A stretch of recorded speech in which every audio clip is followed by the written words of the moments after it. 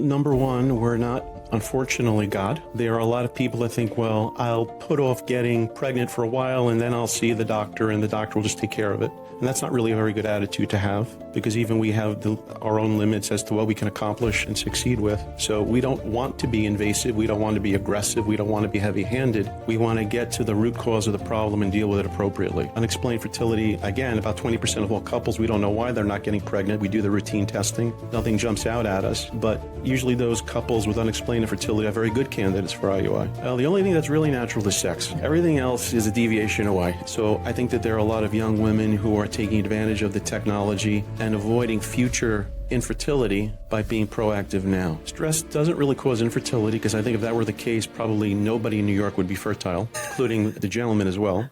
Welcome to Dismantling You, Dr. Tortoriello. I'm so excited to have you here today and to discuss all things IUI and fertility. You're an amazing leader in the field. You're at the pinnacle of your career. You're the medical director at Sher Fertility.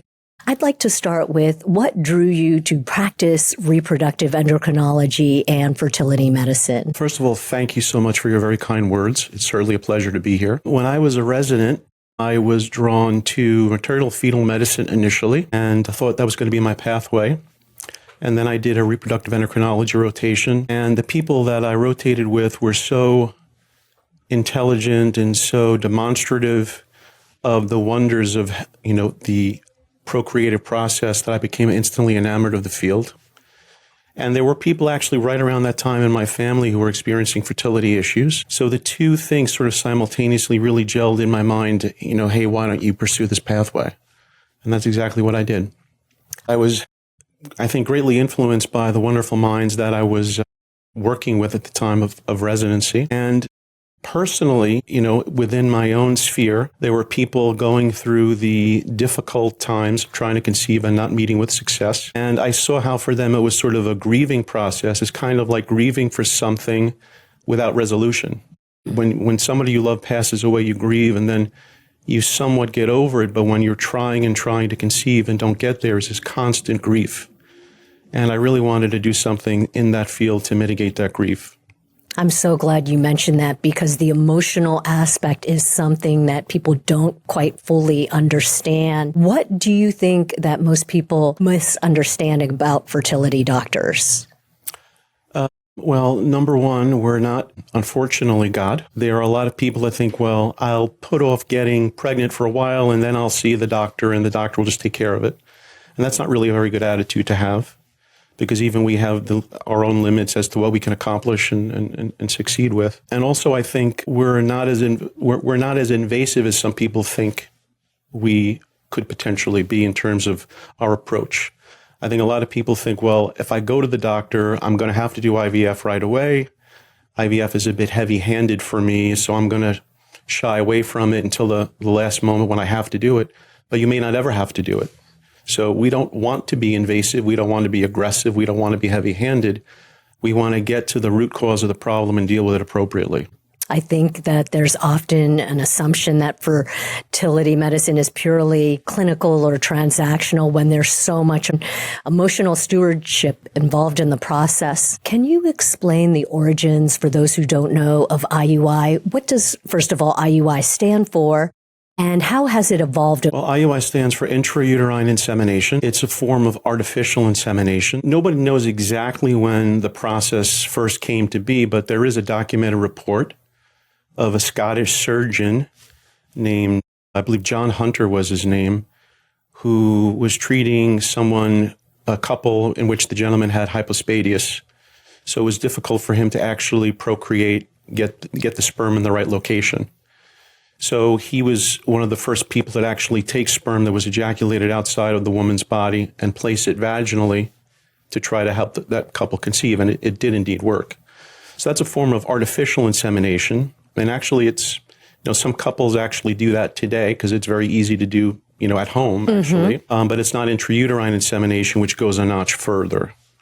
Intrauterine insemination basically has sort of taken off since the 70s and 80s. It's a very simple process. Basically, it's usually a medicated IUI The medicated portion is let us give this woman some very gentle ovarian stimulation, get her to make instead of 1 egg, perhaps 2 eggs. And in concert with that, get the timing absolutely perfect as to when we want to introduce the sperm. And that's an innovation in the field, getting these assays to determine when the LH level in her bloodstream is rising, actually urine as well, but the blood is the most specific. So you get the timing perfect. And then you actually introduce the sperm with a small catheter through the cervical opening all the way to the top of the uterine fundus. So how does it help? It helps because you're getting the timing as perfect as you can get it. You are introducing way more sperm to a location that is in closer proximity to where the eggs will be. And you don't need to, but often there's more than 1 egg present. And that's a feature that is probably more in vogue for women who are a little bit older doing IUIs when you worry about the egg quality a little bit more than somebody who might be in their 20s. Mm-hmm. What did doctors originally hope IUI would accomplish? Well, back in the day when we didn't really understand all the nuances of fertility, we thought it would accomplish a lot. You know, we're getting all that sperm, we're putting all that sperm super close to the egg. It's a done deal. Yeah. Now we realize basically that IUI is not rocket fuel. All we basically hope to do is bring the couple's natural monthly fecundity to where it's supposed to be. Mm-hmm. So if you're natural fecundity, you're a woman in her late 20s, early 30s, if you're trying every single month, maybe 15 to 20% at most. If you've been trying for a year and you're not succeeding, then your fecundity at best is 1 out of 12 or 1 out of 13. So what we're trying to do is get you to where you should be by giving these little features of better timing, more sperm, more eggs. And that's about as good as we can do. Some doctors want to push the envelope a little bit and they want, instead of 2 eggs or 3 eggs, let's try to get her to make 4, 5, 6, 7 eggs. I guess that's not totally unreasonable if you're dealing with somebody who is in their late 40s or mid 40s who wants to try to do this rather than IVF. But in general, we shy away from that because we are very, very trepidatious about multiple pregnancy avoidance. Mm-hmm. We really don't want twins or triplets. So was IUI originally viewed as a breakthrough treatment? I think at the time it was considered to be a breakthrough treatment, given the fact that it was addressing a few issues that were otherwise insurmountable, but for the presence of IUI. Certainly, if you have mild to moderate sperm issues, IUI is a boost. You're getting more sperm to a more central location. You're getting the timing a little bit better. So it was indeed a breakthrough, but I don't think it was ever perceived as anything monumental, anything that was going to take you to a chance that was going to be super physiologic, which basically is what everybody wants, because nobody wants to get pregnant 3 months from now. Right. Everybody wants to get pregnant this month. Exactly. Why do so many patients assume IUI is the guaranteed first step? Well, I think people think that IUI is more gentle and more simple, and usually it's covered by insurance, so in general, cheaper. Mm. So a lot of people think about it first, but it's certainly not necessarily the first step. I mean, it may be a preference. There are people that say to me, even though they truly need IVF, I don't want to do IVF. So we make the best with IUIs. But it may be just something they've heard from reading online or some potentially talking with their friends as an entry-level point of treatment. And for many people, it's totally appropriate, totally the right thing to do first. And for many other couples, it is unfortunately not a very good entry modality. What does the data actually show about IUI success rates? Very, very variable because it depends on so many factors. But if you're a couple and if you're a woman, basically it's predicated predominantly, sorry to say, mostly on the woman. But if you're a woman in a relationship, you're in your 20s to the mid 30s, and you have mild issues, unexplained infertility, mild, maybe moderate male factor issues, maybe a very simple problem, I don't ovulate, and all we need to do is get you to ovulate. So somewhat mild problems. If you do very well-timed, very, I think, nicely controlled IUI cycles, it can get you in the range of maybe 15, maybe to 20% success rate, pregnancy rate per month. Obviously, you lose a little bit from miscarriages the older you get. But that's basically getting to where you're supposed to be. That's about, I think, as much as you can reasonably expect. Why do you think some patients spend many years doing IUIs? I think they do it for a number of reasons. Reason number one is they're a little bit afraid of IVF, whether it's justified or not, because depending on who you talk to, IVF can be put across as a very benign 2-week procedure, or some people can tell you the worst of the worst of the worst about IVF. So some people have fears about it, some realistic, a lot irrational.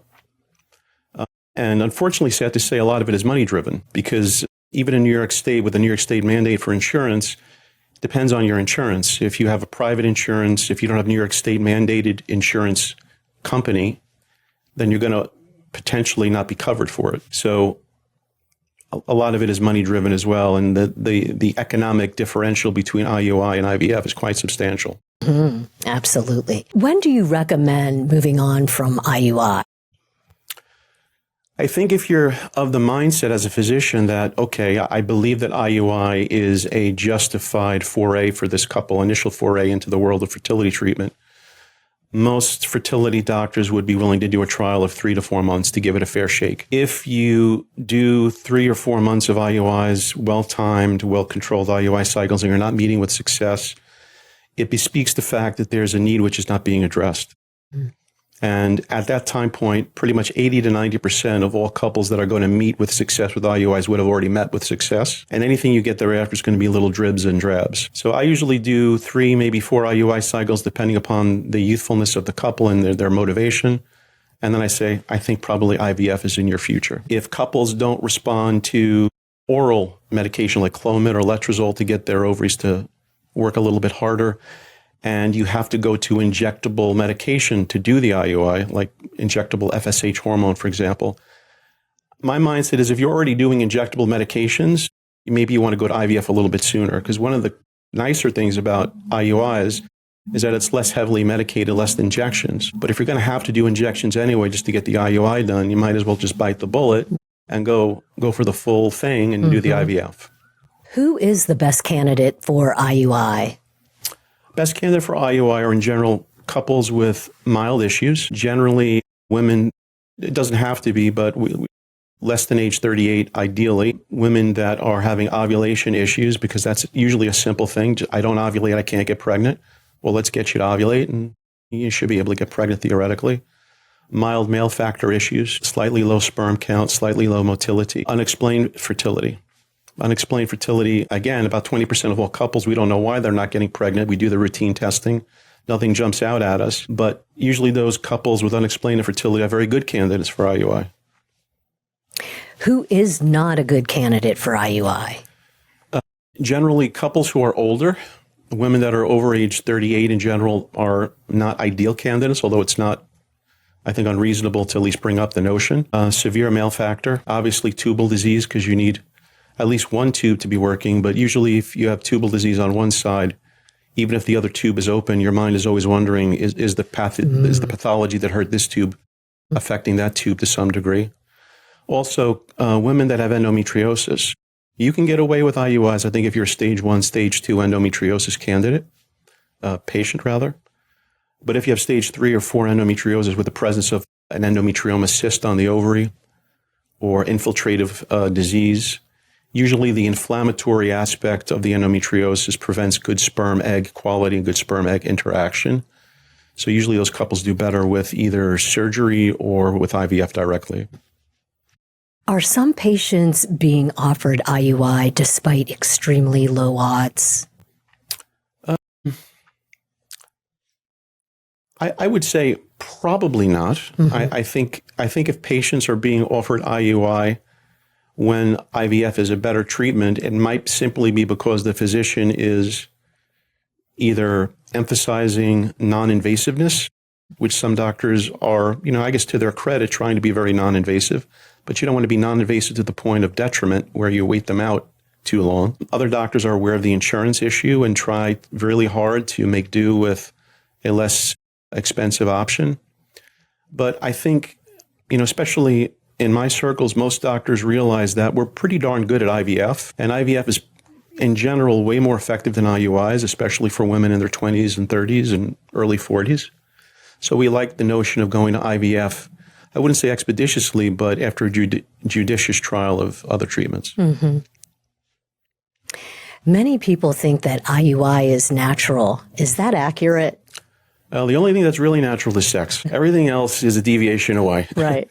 So IUI is one standard deviation away, and IVF is probably 2 or 3 standard deviations away. But relatively speaking, it's, there's not a lot of invasivity. There's not a lot of medication. So it feels way more user-friendly. So that's why I think a lot of couples like it. I actually have a lot of couples that want to do a little bit of the medication, like the Clomid or the letrozole, but then they want to have intercourse. And they don't want to do IUIs because they want to keep it supernatural. But, I usually recommend both because I think the data suggests that doing the medication and the IUI together are statistically significantly improving your odds rather than doing either the IUI by itself or the medicine by itself. It's good to do the combo together. They're additive. Why do patients underestimate the emotional toll of failed IUI? Well, I think everybody goes into the month of their treatment with highest hopes. Everybody thinks I'm seeing a fancy doctor here in New York City and they've got this technology and it's just a matter of moments before my baby is on the way. In the real world, we are trying really, really hard to duplicate a very complicated, highly nuanced physiology. And we're pretty good, but we're not omnipotent. And we do, I think, state-of-the-art treatments to get the best possible results. And when people don't get those results, despite our best efforts, it can come as a major shock. They're not thinking negatively. Most of them are not thinking negatively. Most of them are already planning, the baby shower and looking forward to wonderful things. But in the real world, sometimes it's a little bit more difficult than that. And I always tell people, not to sound trite, but this is a marathon very often. It's not a sprint. Yes. So you don't want to waste all your energy in the first month. You have to sort of bear up over the course of potentially what could be a few months, even longer sometimes. Absolutely. Wish I would have heard those words of wisdom when I was going through IUI. Is IUI framed as less invasive without fully explaining limitations? Not by me, maybe some people, but I think probably most people are very honest and forthcoming about its pros and its cons and its burden. What advancements have improved IUI outcomes? It's incredible to hear how it's just transpired. IUI is a pretty simple process, so the advancements are mostly in the processing of sperm. Basically the medications are the same medications we've used for 100 years. It's Clomid and letrozole has been around since early 2000, basically trying to create 1 or 2 eggs in addition to what you normally would make. So that's an interesting pharmaceutical innovation.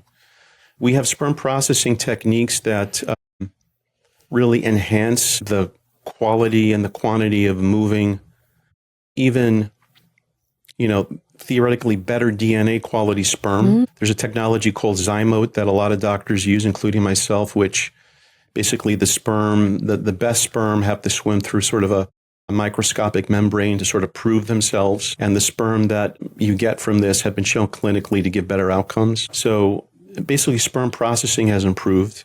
Catheters are catheters.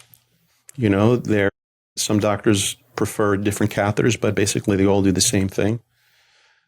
All we're trying to do is, as gently as we can, get the best quality and quantity of sperm into the most select little droplet to get it into the right location.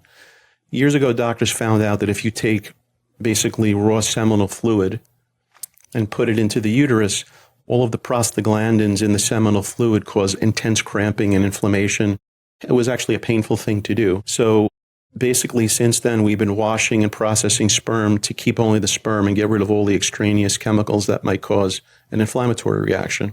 And that process has just innovated over the years. Wow. It's so exciting to hear, especially with male factor infertility on the rise. Will IUI remain a major fertility treatment in the future? It will. It will. As long as there are couples that have mild issues that are, refractory towards just well-timed intercourse, it's going to be on the table as an option for sure. And do insurance companies influence how long a patient will stay on IUI?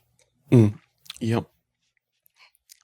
Insurance companies often will mandate you need to do 3 to 6 IUIs before you go to IVF. And sometimes it's appropriate because sometimes the issues are mild and they're young and okay, I can live with that. Other times though, that we as the physicians that are looking at the patient's data feel differently. And we really think that IUIs are, at least a plethora of them, are not in the patient's best interests. So that's when we have to get involved and write letters and explain the history in a little bit more detail and hope that there's some understanding. What should someone beginning IUI next month understand? That it's a relatively easy process. It's not painful. It requires maybe 2 or 3 monitoring visits with your physician, which are usually 10, 15-minute visits that involve a vaginal sonogram to look at the ovarian follicle development and a quick blood draw. So usually you're in the office and out of the office in 10 or 15 minutes, 2 or 3 of those visits. The actual IUI is a day that you and your partner show up together. Partner gives us a sample of sperm. We process it. An hour, 2 hours later, it's ready for insemination into your uterus. And the actual IUI, I tell patients, is quick, easy, painless. It's a 5-minute procedure, about as annoying as a pap smear. What would you say to someone who failed their 3rd IUI cycle? I'd say it depends on why I think they failed it. Mm-hmm. But I'd say probably it all boils down to you've done 3 IUI cycles. That's a reasonable trial of IUI. We should be considering other things like IVF. And we have that conversation. You know, a physician's job is not to be necessarily dogmatic about what you have to do. Our job is to tell these usually very educated couples or very informed couples nowadays, because everybody's online reading and trying to understand things, that these are your options. These are the odds, and this is what we can do. This is what I recommend. So I have some couples that will say, thank you for that, but I still want to do IUIs, or I'm ready to move on. What would you say to someone who's feeling hopeless? What would you want them to hear? I'd want them to hear that you have a medical condition, and there are doctors that treat this medical condition. And there are a lot of modalities that we can apply, and it's time to sort of do a rundown of what we think the problem is and what we think we should try to do at this point to get you to meet your goals. It's very, very easy to get down in this process because it can be physically, financially, and emotionally taxing. But more often than not, one way or the other, we get our goal met. Sometimes we have to go to techniques that they were not initially planning on or hoping for. But more often than not, we get a couple that is happy. And that's, I think, the take-home message. Love hearing that. There's so much power in hearing compassion from a doctor who sits down with patients every day. What gives you hope in reproductive medicine right now?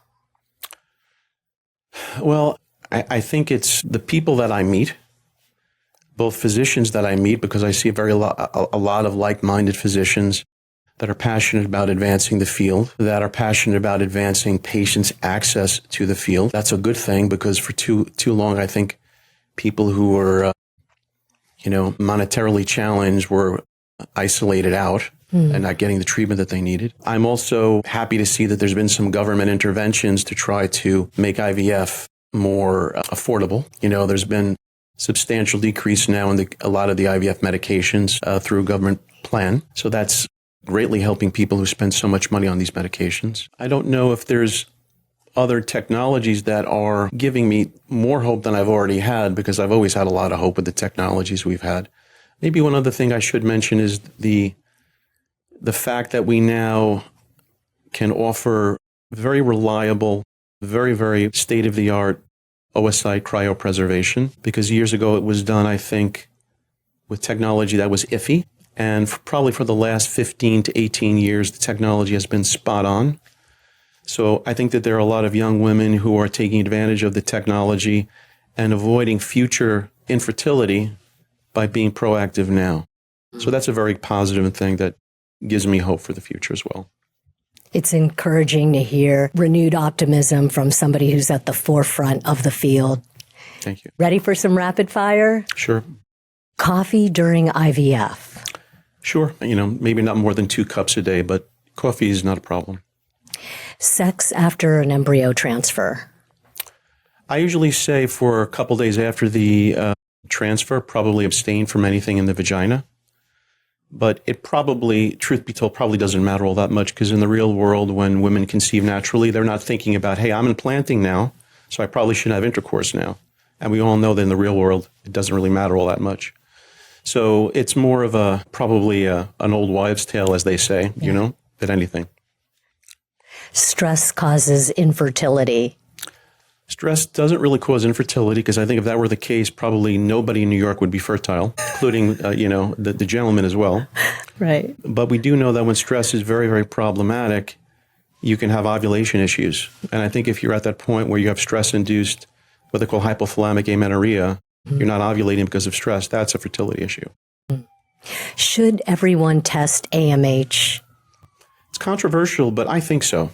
I mean, if you're a 30-year-old woman, the odds of having a significant pap smear abnormality is about 1% to 3%. So we want to do paps in women that are 30 and even younger.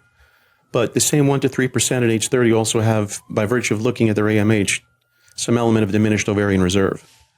So why are we screening one for this and not screening the same person for something which is equally, prevalent? So I'm a believer in that. I think you should get the AMH values at every GYN visit. I think, hopefully it's fine. You don't have to think twice about it. But if you catch it early, it's a very, very important thing. So I'm one of the believers in screening for it. One supplement you actually recommend?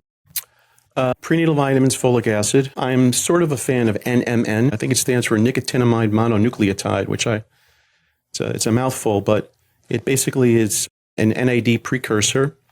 It basically enhances mitochondrial function. And we know that there seems to be some mitochondrial dysfunction in the oocytes of women as they age. There's been a lot of data in longevity studies that it helps the genes that are associated with longevity, like sirtuin is a big one. But long story short, there's a lot of animal data that show that the animals that actually receive it have later menopause, more eggs retrieved. Yes, they do IVF on animals, on mice, and better quality embryos. So I think it's primarily a longevity health supplement, but I believe the fertility aspect of it is going to be borne out by a lot of studies which are currently ongoing. Good to know. One fertility trend you wish would disappear? Fertility trend I wish would disappear. Well, I guess overselling things, I think there are a lot of adjuvant medications, a lot of adjuvant therapies that as soon as someone thinks about it, there's somebody selling it or touting it without, I think, a decent amount of literature or experience behind it. So I think a little bit more circumspection before jumping on every supplement and jumping on every adjuvant treatment probably makes sense. So we should be a little bit more, I think, academic in what we offer rather than more, commercially oriented. Love it. Because this podcast is based on dismantling limiting beliefs, what's one limiting belief that you personally had to dismantle in your life or career? My life or my career? Wow, this is a tough question. Limiting belief. This is an existential, deep, deep question. I don't know. I guess to keep it fertility oriented, when I first came into the field, I was thinking that